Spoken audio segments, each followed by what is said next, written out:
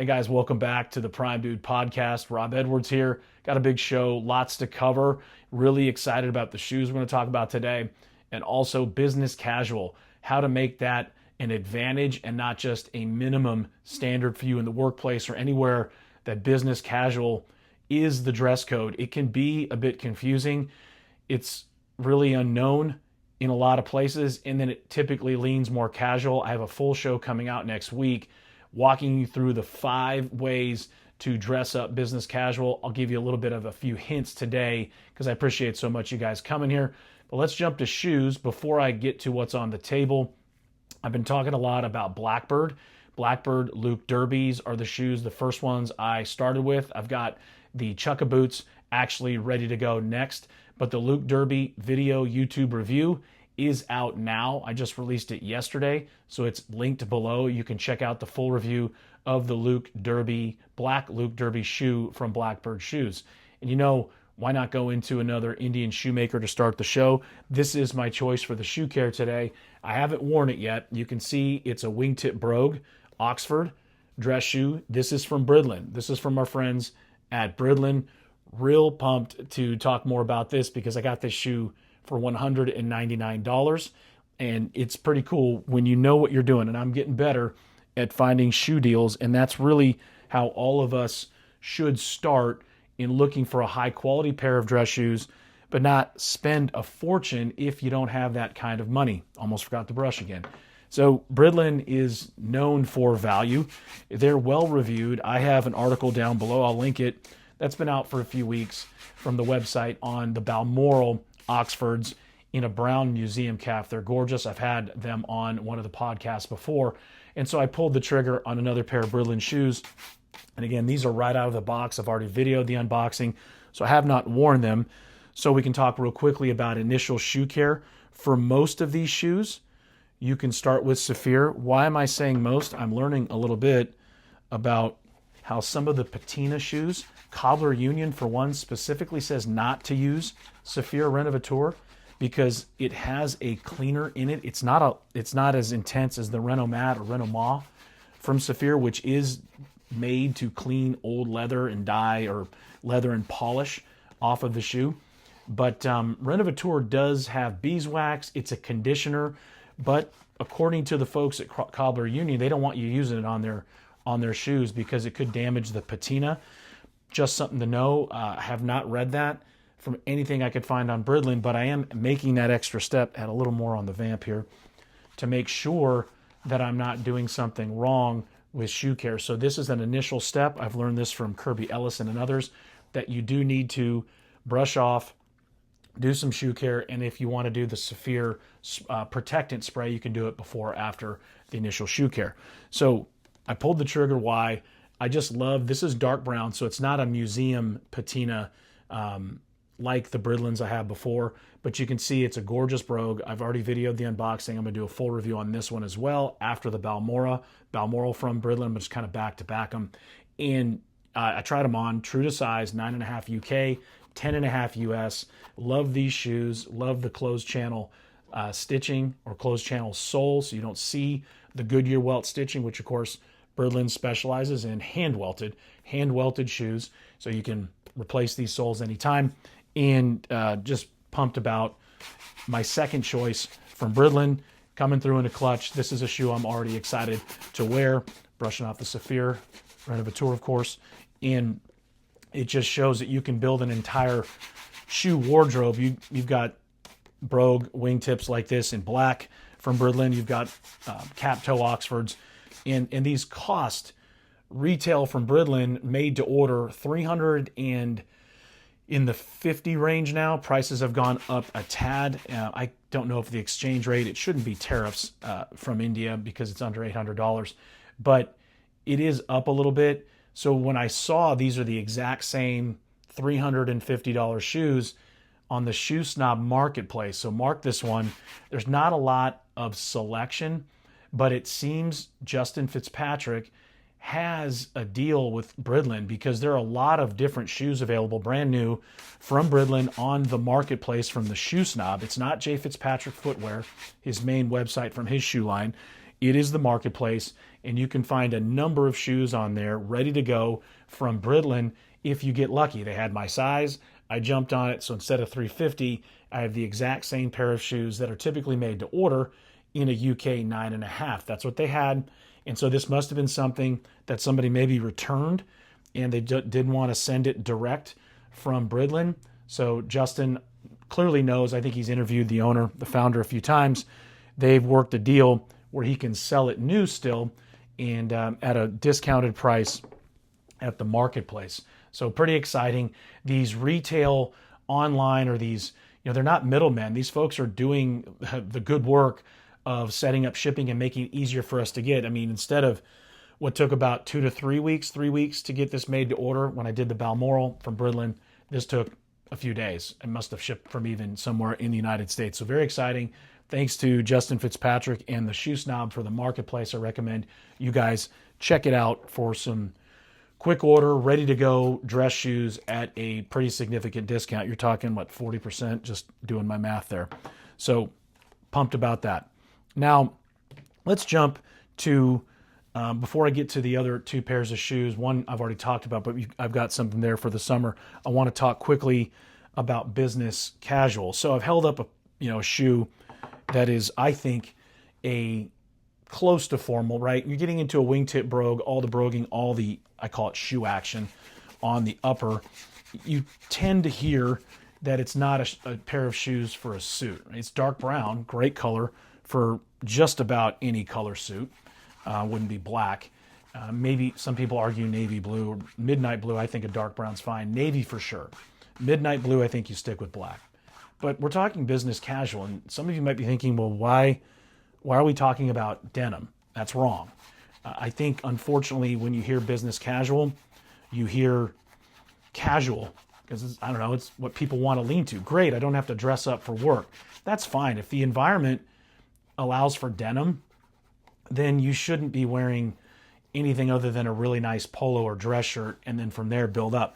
My opinion is, unless it's a casual Friday thing and you're going to look weird by not participating. By the way, I'm applying the shoe cream polish from Saphir. This is the tobacco brown, the Havana brown. It's not quite as dark as their dark brown products, and this isn't this has some, it seems like a little patina to it that has a medium brown. So I'm going with in between. That Havana brown's in between the medium and the dark brown shoe cream polish from Saphir.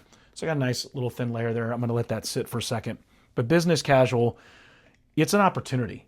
I think it's an opportunity for any of you out there in an environment where it's jeans and a dress shirt, but a more casual Oxford, maybe, like soft collar, to dress it up a little bit. And that's what my show's about that's coming out, is you are typically in a work environment where you want to stand out a little bit. I'm not saying wear a double-breasted suit and a tie to business casual. That would be weird, and that would be overdressed. There is such a thing. But get rid of the jeans. Switch to chinos. If you wear primarily chinos, get a couple pairs of dress slacks, or just wear the slacks from one of your suits called suit separates. Gray, navy blue, medium blue, doesn't matter. And mix that in with your wardrobe. Step it up a little bit. But I start with the shoes, because these can be worn with jeans. These are fine. Denim, nice denim and a Brogue Oxford or Brogue Derby, no problem. Off you go. Versatile, right? Dark brown. So take the jeans, switch them with chinos. Now you've got your shoes, you got chinos. And if you're already in this business casual, you probably are fine there. You can wear the same polos if they're nice. Got to be well-groomed collar, all that. And then switch it with a dress shirt. And then, of course, we jump to the jacket. Most folks are just wearing a casual jacket. You take it off, you walk around the office. Even if you're not wearing the jacket all day, you might be wearing it intermittently throughout the day, but bring a blazer. Get a sport coat, an odd jacket, something that is versatile. All you need is two to switch off. I'll link it down below. I've got one I found on Amazon from Paul Jones. I think they call it PJ Paul Jones. It's a random brand. It's not a big designer brand. It's not going to be 100% natural fiber clothing, but they do have a knit cotton blend blue blazer that is super versatile, patch pockets, great for a business casual. And then you can step it up from there, hop sack, all those things. I recommend it if you're really trying to stand out a little bit without jumping out and you want to be noticed. It will be something that I think you will feel really good starting with the shoes, working way up to chinos or slacks. right? Keep it simple, and then dress shirt, and then a blazer or sport coat. You're still within business casual, but now you're leaning more into business. And I think as some of us older guys see this, we kind of wondered, where did business casual come from? I came up, my office days were military, so I had a uniform.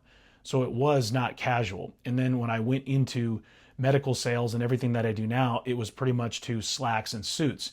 Chinos were not really being done. Now they are. I can wear chinos, really nice ones, but I have to wear a jacket. I typically mix in a tie if I'm in front of customers because the weather's so hot.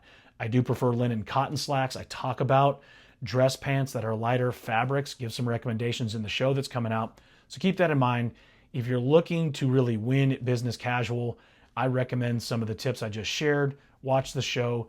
Let me know what you think. I've already got an article out. I believe that one's published, so I can link it down below. But ask me any questions, make any comments.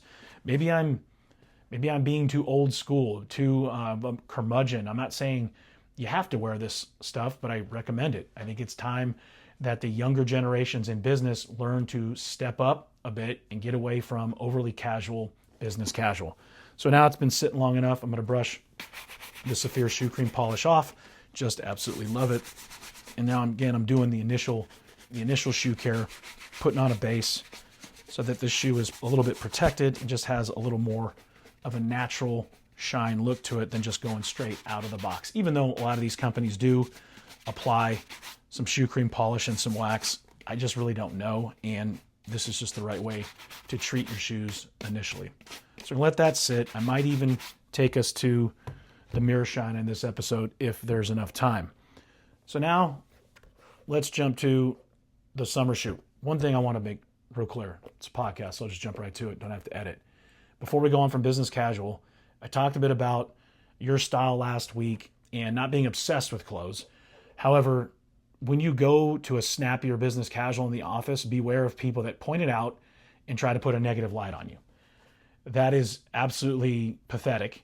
It's also an indication of who your allies are in the workforce, dare I say friends and colleagues, versus who is not looking to help you.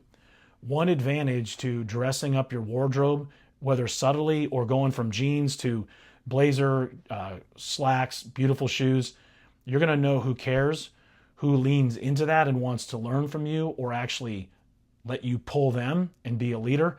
And then you're going to find out who your enemies are because they're going to point it out in a way that is a negative. They're going to put a negative light on it.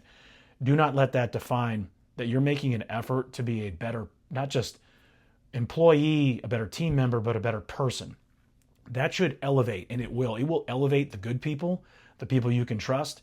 And when you update your wardrobe and you dress a little bit nicer, like we've described, it will also expose your enemies. And I'm using that term absolutely deliberately. You will have them. The folks that do not embrace that you are trying to look better and therefore feel better in the workplace are the people you need to avoid. Do not say much. Do not be defensive. Just kind of shrug your shoulders like, hey, I just, I don't know what I'm just made a few changes, some new clothes. Do not say I suggest it for you. Do not make it a derogatory thing. Stay above the line. There's a great book on that. Stay above the line with your comments. Just say thanks for noticing and move on. Because if somebody saw that, dare I say a supervisor, a boss, a manager, director, you've already won. Yeah, if they're your enemy, you want to defeat them. I'm sorry. If somebody is negative to you in the workplace or in life, they are not your friend. They may have been your friends. They have become jealous, whatever, because that's what this is. It's their insecurity, their envy. They're probably mad that you've thought about it first and you're making that effort, and we'll see what they do. So I wanted to mention that before I move on to our summer clothing discussion. I always start at the base, talking about shoes. This is a new Panama boat shoe from Allen Edmonds. Now, Allen Edmonds is actually a shoe I was going to talk a little bit about, but we'll save it for the next show because I've got something out coming from them. But this is one of my favorite shoes they've made as far as casual. This boat shoe, I've got two now. I've got this pair, which is your standard brown leather boat shoe. It is really water repellent, water resistant. It's a really nice treated leather. It is soft, it is comfortable. I wear it barefoot primarily. It's a shoe that you can take to a pool area, a party. I wouldn't submerge them and jump in like with the Olakai and other shoes I've talked about years ago that are a great just in the water true boat shoe because they can be submerged, get as wet as you want. These probably can. You just don't want them in there too long. They say resistant. They're a beautiful rubber like sneaker but waterproof sole. They will not slip. on just about anything. I can't imagine. I don't want to, get anybody in trouble. Don't over test them on like olive oil on the ground. But this is a true boat shoe. The white suede blend is also water resistant, and I've accidentally tested that. Forgot I had them by a pool. They got soaked. Thought they would get dirty. I'll put some pictures up of that one, and they did absolutely fantastic. And so I just wanted to say it's time. It's time to make sure that your summer shoes are classy, that they're not just have sandals, or as I say down here in South Texas and San Antonio, the chanclas. Step up your shoe game, even though it's casual. Get a boat shoe, right? Sperry makes a classic. They're not quite as nice. They're more waterproof, more kind of rubbery feel if that's what you want. If you're really on a boat a lot, you could wear those Panama boat shoes from Allen Edmonds, but the Sperry's are less money. They've got a real high traction rubber sole as well, and they can take a beating. They will fade, right? These haven't faded after getting wet. You'll see those Sperry's fade around the edges because it's not a high quality leather. It's mostly a synthetic material, but it's summer boat shoe time, guys. Time to step it up. Time to get into that. Now we're going to switch to, I'm going to put the wax polish on now from Saphir, but I'm going to show you a pair of shorts without getting them dirty right now, and that's terry cloth.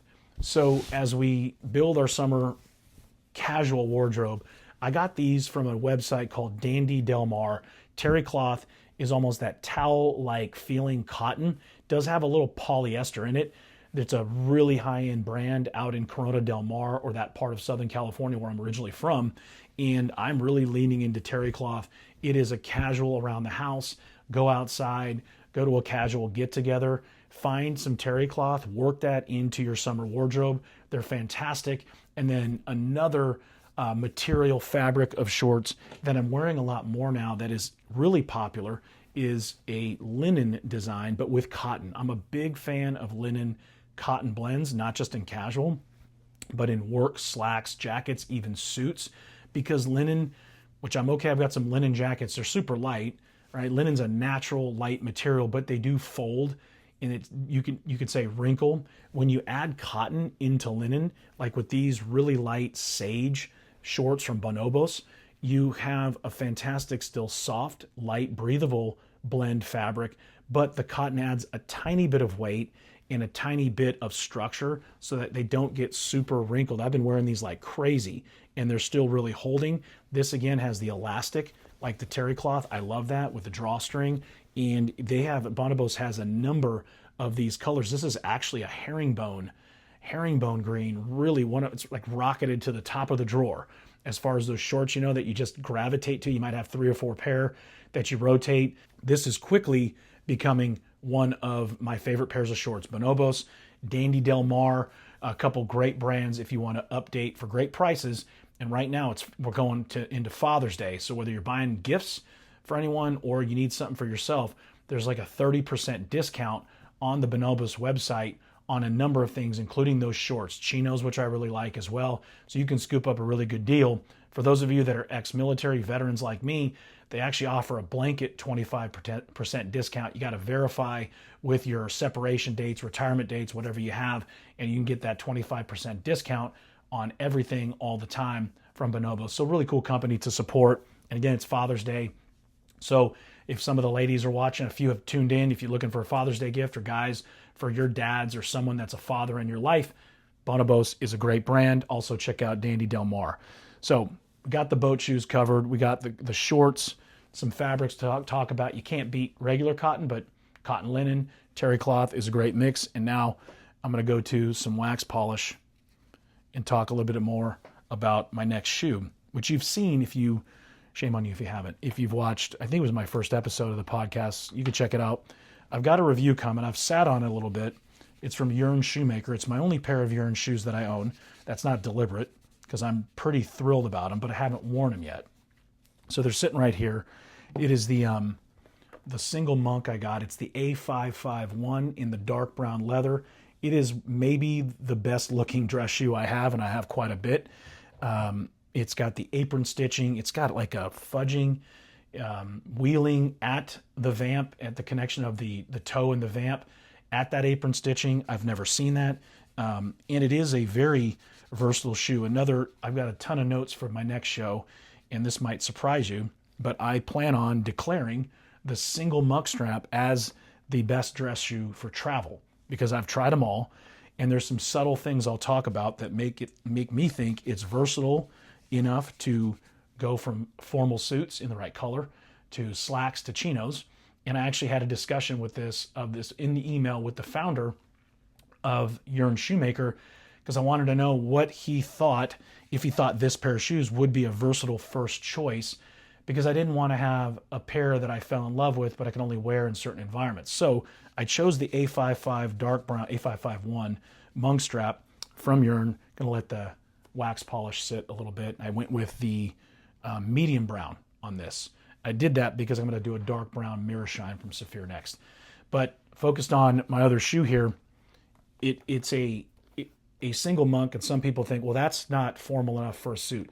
I would agree with a double monk. I do not like formal dark color suits with a double monk strap. That's just me. I think you can totally do it. A single monk strap, you don't have the buckle showing. I think that takes away some of the casualness of it. And with the single, I now have a shoe while I'm traveling that doesn't require a shoehorn, because just about every shoe, aside from maybe a loafer or two, I do have a plastic shoehorn or a wood one. I have both. That one's over here from Bridlen that actually stays in my bag and that I can put my shoes on properly. But a single monk, or a double, either way, but a single monk opens up, right? I mean, it's classified in some readings I've made as being a loafer. And so with that, you have a shoe that can open up. And if you forget a shoehorn, you don't have it handy, you don't have to worry about it. So think about it. I've got a classy color, a dark color, right? I got a black pair from Meermin as well I'll feature. But a single monk now, you've got the buckle, typically is not going to show in with your slacks or your pants.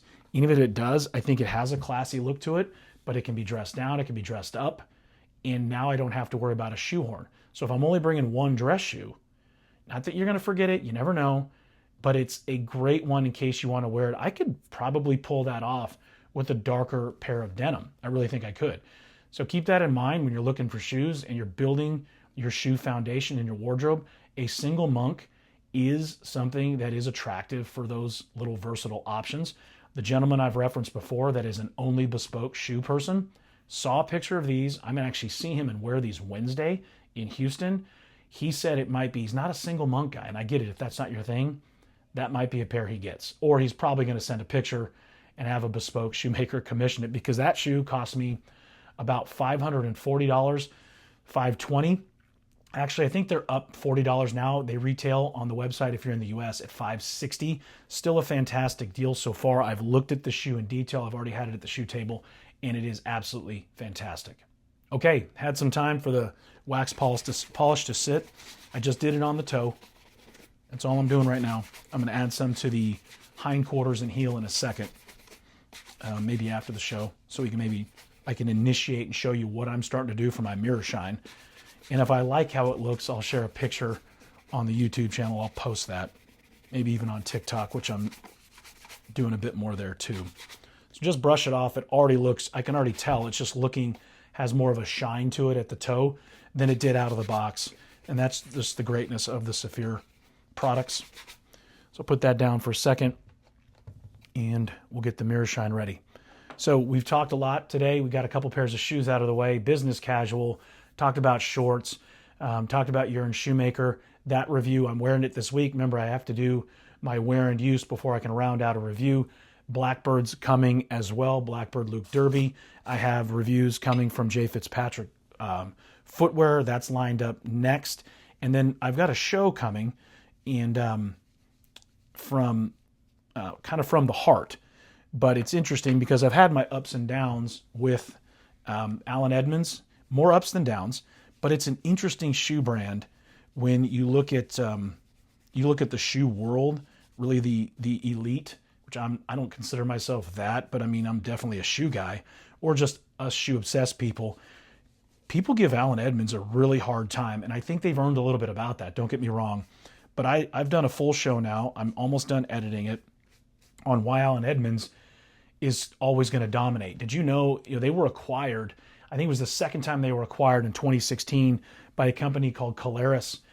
They bought them for $255 million. That's 2016. So now you fast forward. I had 2024 data. They're now worth, they're selling, $750 million. They're approaching $1 billion shoe company. And this is crazy. And the reason being is they're an icon. And I'm going to, once I'm done here, give me a second, I'm going to go grab a pair behind me and I'll talk about my Strands that I've sort of had forever, had to replace a pair. They were stolen.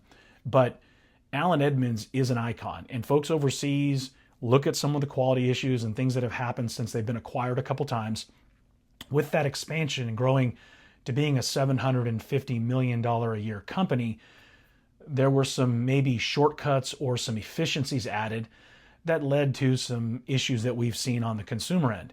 Keep in mind, in the US, this was the original dress shoe brand. This was the shoe of the future. That's what they referred to in their old ads going back to the 50s.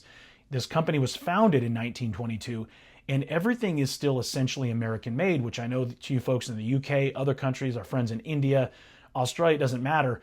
You're very patriotic about something made in your country. Now me, I like made in any country. When people are proud of it, I want to try it myself. But Allen Edmonds is the dress shoe of our fathers. My dad wore Allen Edmonds. You're brought up on it here. So it has a brand strength that cannot be defeated by anything we start wearing as an adult. It just won't be touched. It never will be. So keep that in mind when you see shows about Beckett Simon and her other tremendous value shoes that make Oxfords that are similar to that of Allen Edmonds, and they call that brand the Allen Edmonds Killer. That's never going to happen. Nothing's going to kill Allen Edmonds and the shoes. I'm going to show you a pair right now and we'll talk about it. Give me 1 second. So this is the Walnut Strand. It is the first pair of Allen Edmonds shoes I purchased on my own. My dad had the iconic Park Avenue in Chile going back years. No one had ever seen, I think Allen Edmonds seems to own the Chile color or branding that color. They also do mahogany, lots of stuff, tons of variety. And my dad has a wide foot.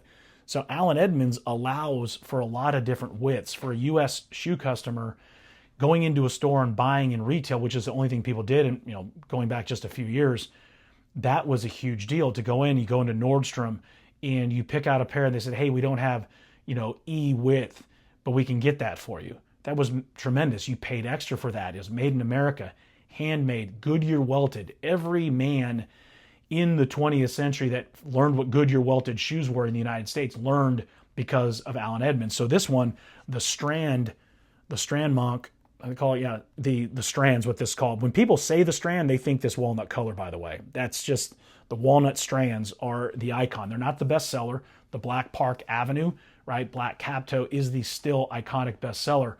But it's an interesting show that I'm putting together because I walk through almost 10 things why they're going to still be always one of the best soon-to-be global brands. Because they have made things efficient in the US, I can buy and get a pair of Allen Edmonds online in 2 to 3 days.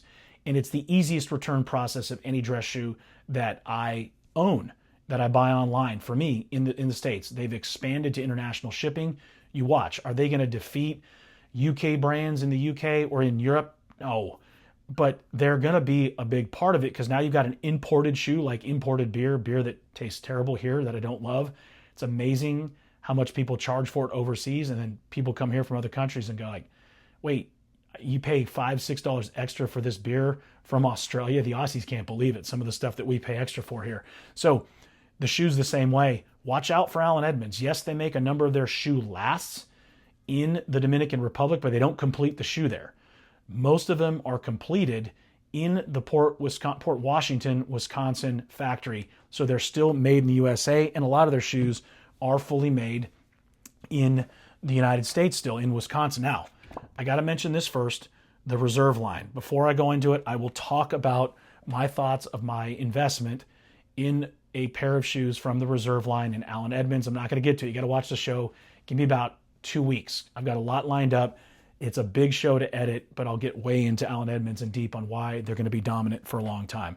I don't think I have time, guys, to finish the Mirror Shine. I don't want this to go too much past 30 minutes, but I've got the Mirror Shine out, right? And that's always, you can always tell the Mirror Shine by the nickel color, the plate color.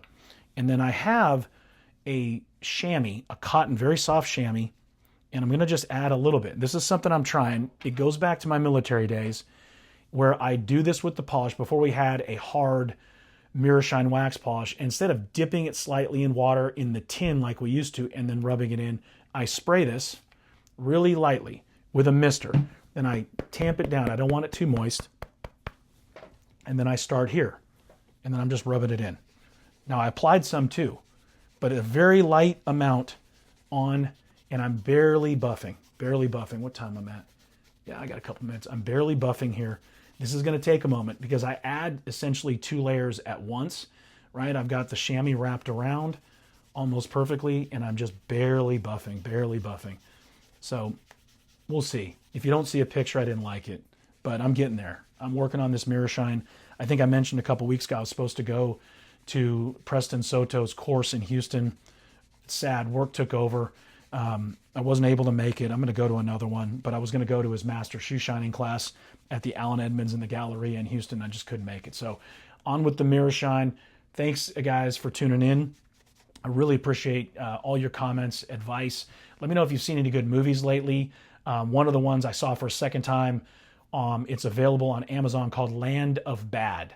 It's with Russell Crowe. It's a really cool, if you like military flicks. It's recent. He does a fantastic job. Great cast. And it's a real interesting mission and thing that they cover in the movie. Really enjoyed that one. So I'm a movie guy too, amongst being shoe and clothes. So that's one I'd recommend. But let me know what you've seen recently.